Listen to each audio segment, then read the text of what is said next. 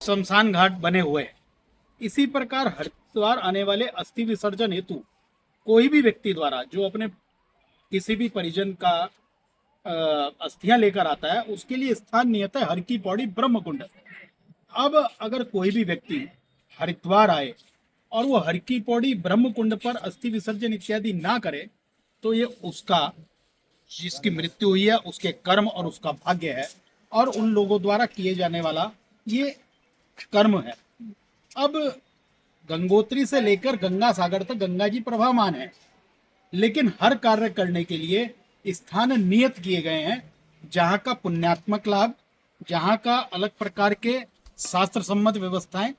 पूर्व से अनादिकाल से बनी आ रही हैं। अगर फिर भी कोई व्यक्ति इन मान्यताओं को नहीं मानता, तो ये उनका भाग्य, दुर्भाग्य, उनके कर्म है। तो किसकी कमी रही होगी, किसके गाइडेंस की कमी रही होगी जो उन्होंने इतनी दूर आने के बाद भी ये काम किया? या ये जो कोई निजी होटल है इस तरह से हरिद्वार की मानता क्या है, हर की पैड़ी की और अन्य घाटों की? देखिए, मैंने जैसा बताया, हरिद्वार हर की पौड़ी ब्रह्म कुंड पर ही अस्थि विसर्जन किया जाता है। और यहाँ तक कि नेहरू जी, महात्मा गांधी और अटल बिहारी वाजपेयी,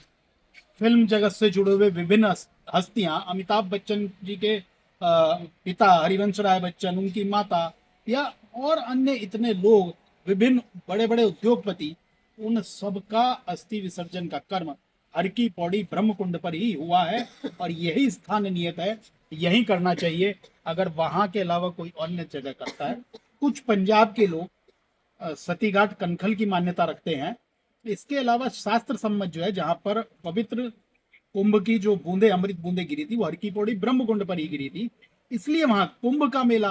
विभिन्न वर्ष भर लगने वाली पवित्र तिथियों पर जो पुण्यदायी स्नान होते हैं, वो हर की पौड़ी ब्रह्म कुंड पर होते हैं। बाकी तो कहीं भी कुछ भी किया जा सकता है, लेकिन जो शास्त्र मान्य है, अयोध्या, मथुरा, माया, काशी, कांसी, अवंतिका,